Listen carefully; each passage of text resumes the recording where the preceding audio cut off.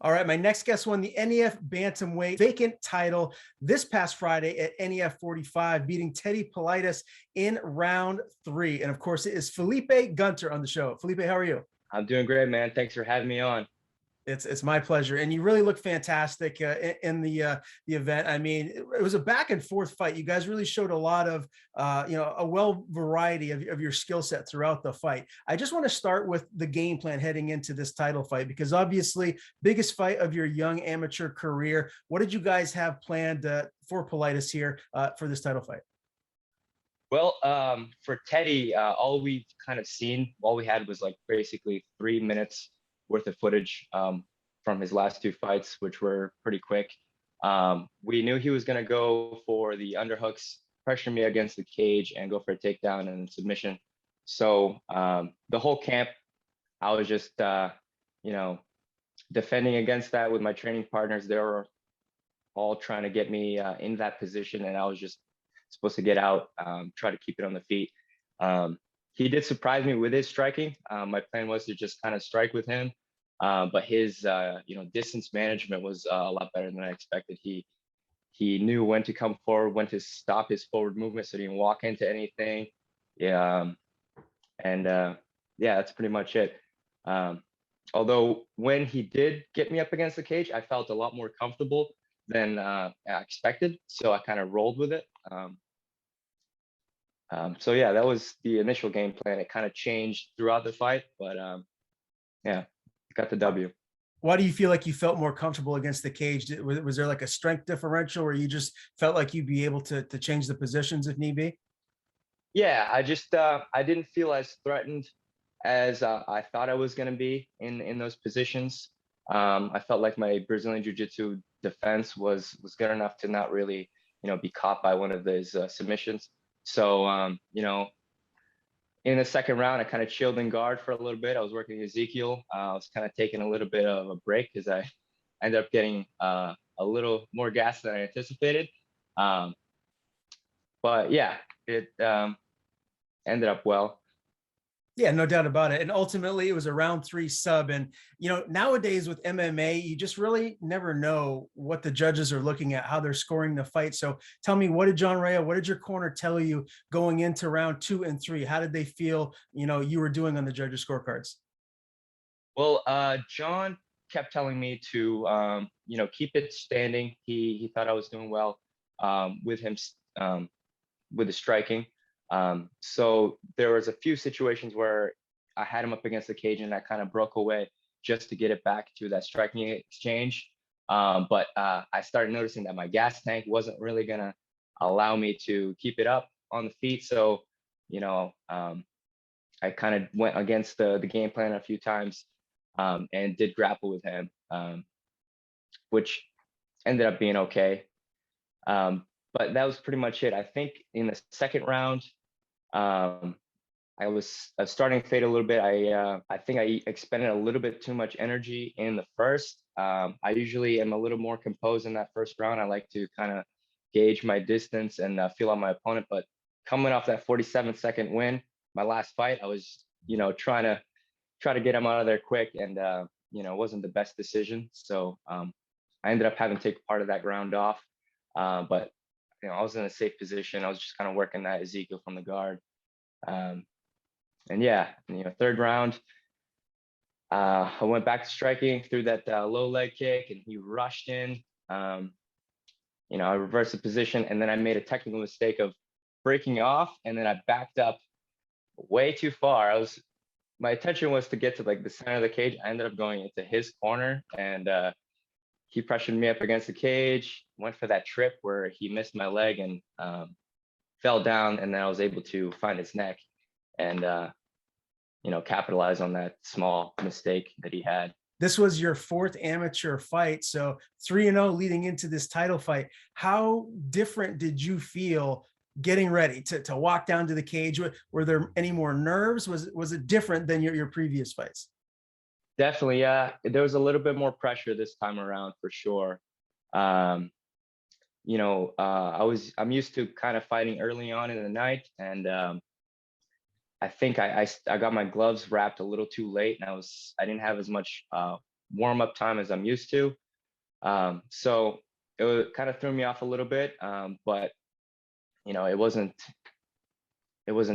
super detrimental to the fight, obviously.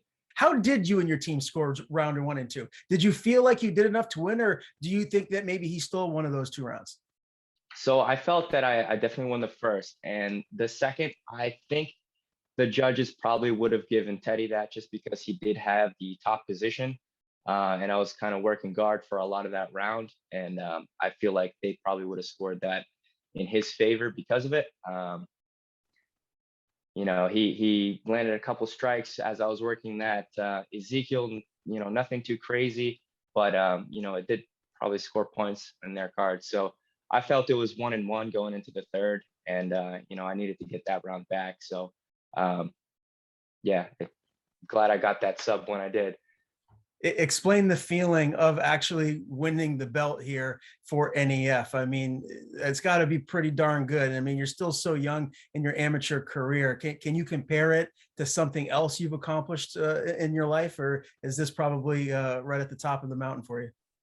This is probably be the top right now. It felt amazing. It was a good rush. Also a relief to finally get that, out of the way, that big win. I won regionals in high school, which was pretty big for me. I never got the state title. Something always happened towards the end where I wasn't there for that tournament. But it's always something my coaches believed that I could do, and unfortunately, I was never able to get that. But finally got it. Yeah, no doubt about it. As far as a rematch with Teddy goes, he's a game opponent. Really, he really came, and this is, I think, safe to say, maybe the most high level fighter that you've competed against so far as an amateur mixed martial artist. What did you guys say in the cage afterwards? I'm sure it was nothing but complimentary of one another. And do you feel like maybe eventually there could be a rematch for the title, or do you think maybe you guys might not meet again until you're pros? Well, it really depends on how both of our amateur careers keep going. I think it's definitely possible that we would see each other again, especially if he gets another win or two. He'll probably get himself right back up to that number one contender spot. And if I'm not at the other level by then, we may have to fight each other again. So it's definitely possible. Yeah, I'm sure the NEF fans wouldn't mind that at all. As far as the venue goes, I know it's a little bit smaller down there in the locker rooms, and getting ready, you might not have as much space at other venues. But what did you think of just competing right there at the Aura with having people on top of you and everyone down below? I mean, it's kind of a cool space, and I mean, I can't imagine what it's like competing with all those people right there. How did that feel for you? How exciting was that for you for this title fight? It was cool, man. It was a little nostalgic because the Oro is actually where I had my debut. So it was definitely cool to, finally get the belt at that same venue, like 3 years later. The locker room we were put in was a little bit smaller than the blue corner. So, warming up was a little tough. It was hard to find, a spot there sometimes. We're all competing for space in there. But it's doable. I remember being in the blue corner the first time, and it was just, much bigger. We could all chill, have a seat, kind of watch the fights on the screen. But yeah, it was fun. I like that venue. It's definitely a cool feeling to, see the balcony up there and people watching down from a bird's eye view. Definitely a cool atmosphere in there. Now, First Class MMA, one of the best gyms in the area. John Rayo, head coach. How have you been evolving over your last couple of fights? Like, how much better are you now as the champion versus just a couple of short fights ago? I think my striking game has definitely evolved. I think initially I came in and just mostly a grappler. Come from a wrestling background. Did some jujitsu growing up, and now I've kind of been getting a lot more well-rounded. I've been focusing on my striking more. So I think that's the primary, evolution of my game. And as a result of that, I think my wrestling has decayed a bit just because I haven't been using it as much. I also had a back injury where I fractured my L1 back in like 2019. So I took like over a year off of that. And then since returning, I kind of stayed away from lifting, lifting people up and going for the takedown. So I kind of had to change my game up a little bit. But the back's better now. I'm definitely going to return to that wrestling and get it back. And hopefully, it's even better than it was before. Yeah, we can see some more big body slams here in the cage moving forward. Now, as far as what you do outside of train MMA, like, are you in school? Do you have a job? What is that balance like from just your personal life and then training in the gym? So I work full time as an installer over at Morningstar Stone and Tile. We do a lot of like marble and granite installations of countertops, slab showers, fireplace surrounds, you name it, whatever the customer orders. So it's a lot of like heavy lifting, going upstairs sometimes. So, it definitely takes a toll on my body. Sometimes it's, it is harder to train right after a day's work. So, some days it's hard to balance, but I'm usually in there 5 or 6 days a week, 2 to 3 hours a night. And, I make it work. It would be nice to have a little more energy to devote to training, but, I got to pay the bill. So it is what it is. It's been working out. My employer has been very lenient with me, allowing me to take time off for when I need to make weight for fights and things like that. So I'm thankful for that. Yeah, let's talk about that. Making weight for fights. How easy is it for you to make 135? So it was easy. And then, this last cut was probably my hardest one yet. And I don't know if it was because I had two back-to-back training camps. Like, I fought 2 months ago in Vermont, and that weight cut wasn't so bad. This one was a little harder. One, because I didn't have the pound allowance, and also because I kind of went a little too relaxed, and I didn't have enough time to bounce back like I normally do. Because I sometimes let myself go. I'll eat a few too many carbs, and I'll get into the mid 50s.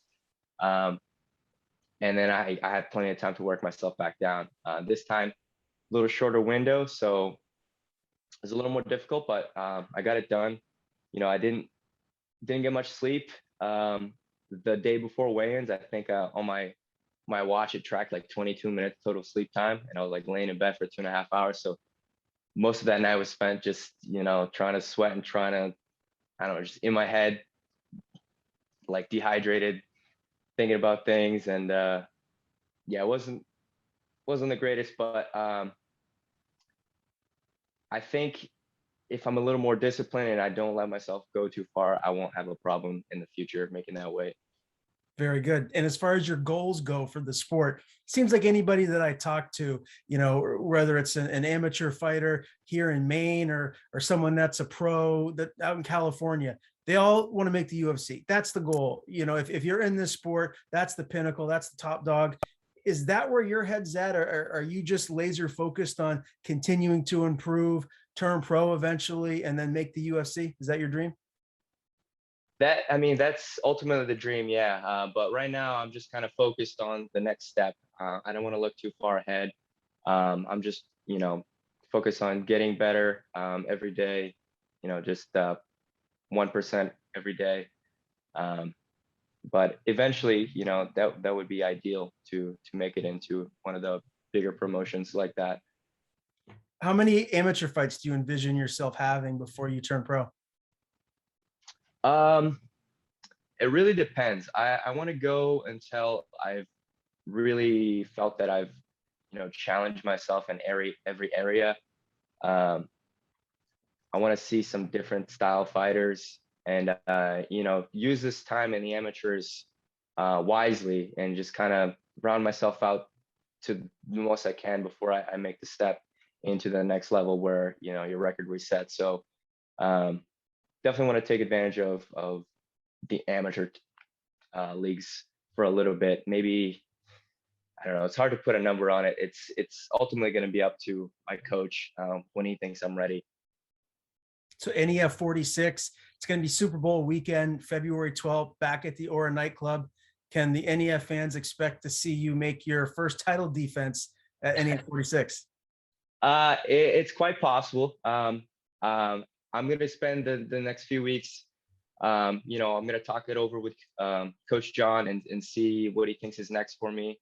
That card actually falls like a day after my birthday, so cutting weight on my birthday, would be a little difficult. But it's possible. I think I could make the sacrifice.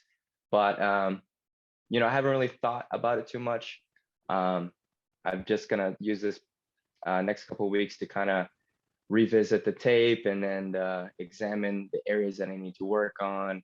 And then, within a few weeks, I'll have that conversation with John and we'll make that decision.